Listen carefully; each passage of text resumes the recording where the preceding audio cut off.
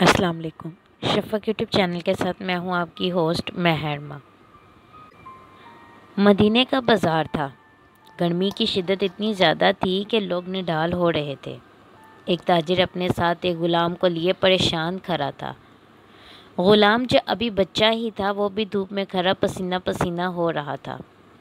تاجر کا سارا مال اچھے داموں بک گیا تھا، بس یہ غلام ہی باقی تھا جسے خریدنے میں کوئی بھی دلچسپی نہیں دکھا رہا تھا۔ تاجر سوچ رہا تھا کہ اس غلام کو خرید کر شاید اس نے گھاٹے کا سودا کیا ہے۔ اس نے تو سوچا تھا کہ اچھا منافع ملے گا، لیکن یہاں تو اصل لاگت ملنا بھی دشوار ہو رہا ہے۔ اس نے سوچ لیا تھا کہ اب اگر یہ غلام پوری قیمت پر بھی بکا تو وہ اسے فوراً بیچ دے گا۔ مدینے کی ایک لڑکی کی اس غلام پر نظر پڑی تو اس نے تاجر سے پوچھا کہ یہ غلام کتنے کا بیچو گے؟ تاجر نے کہا، میں نے اتنے میں لیا ہے، اتنے کا ہی دے دوں گا۔ اس لڑکی نے بچے پر ترس کھاتے ہوئے اسے خرید لیا۔ تاجر نے بھی خدا کا شکر ادا کیا اور واپسی کی راہ لی۔ مکہ سے ابو حذیفہ مدینہ آئے تو انہیں بھی اس لڑکی کا قصہ معلوم ہوا۔ لڑکی کی رحم دلی سے متاثر ہو کر انہوں نے اس کے لیے نکاح کا پیغام بھیجا، جو قبول کر لیا گیا۔ یوں واپسی پر وہ لڑکی، جس کا نام سبیتا بنت یار تھا، ان کی بیوی بن کر ان کے ہمراہ تھی، اور وہ غلام بھی مالکن کے ساتھ مکہ پہنچ گیا۔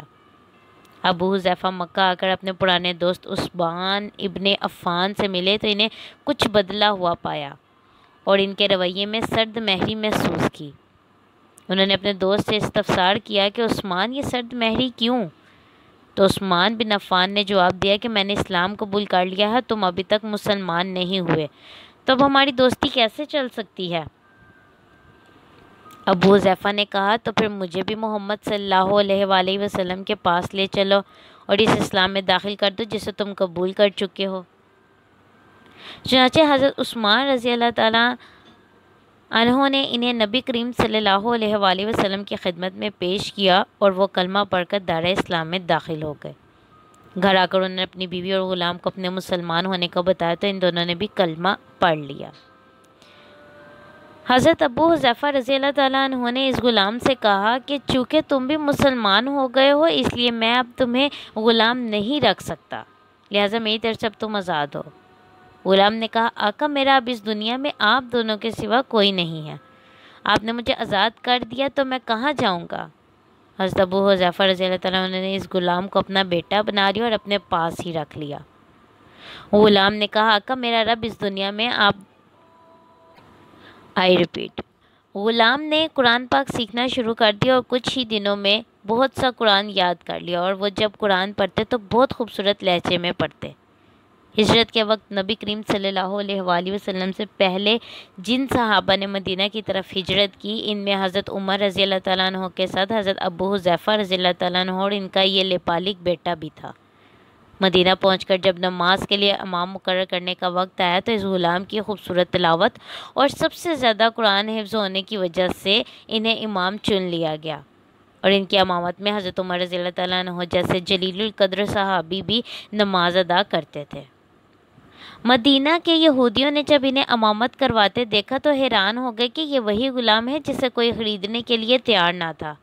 آج دیکھو کتنی عزت ملی کہ مسلمانوں کا امام بنا ہوا ہے۔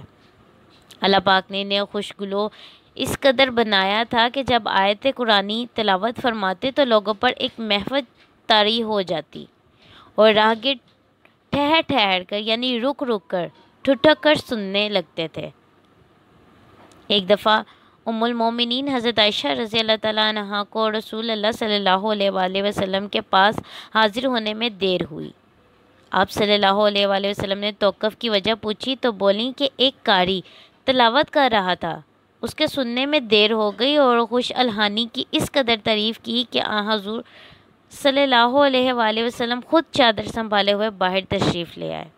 دیکھا تو وہ بیٹھے تلاوت کر رہے ہیں۔ آپ صلی اللہ علیہ وآلہ وسلم نے خوش ہو کر فرمایا، اللہ پاک کا شکر ہے کہ اس نے تمہارے جیسے شخص کو میری امت میں بنایا۔ کیا آپ جانتے ہیں یہ خوش قسمت صحابی کون تھے؟ ان کا نام حضرت سالم رضی اللہ تعالیٰ عنہ تھا، جو سالم مولا ابو حذیفہ رضی اللہ تعالیٰ عنہ کے نام سے مشہور تھے۔ انہوں نے جنگ موتا میں جام شہادت نوش کیا۔ اللہ کے کروڑ رحمتیں ہوں ان پر۔ جزاک اللہ خیر۔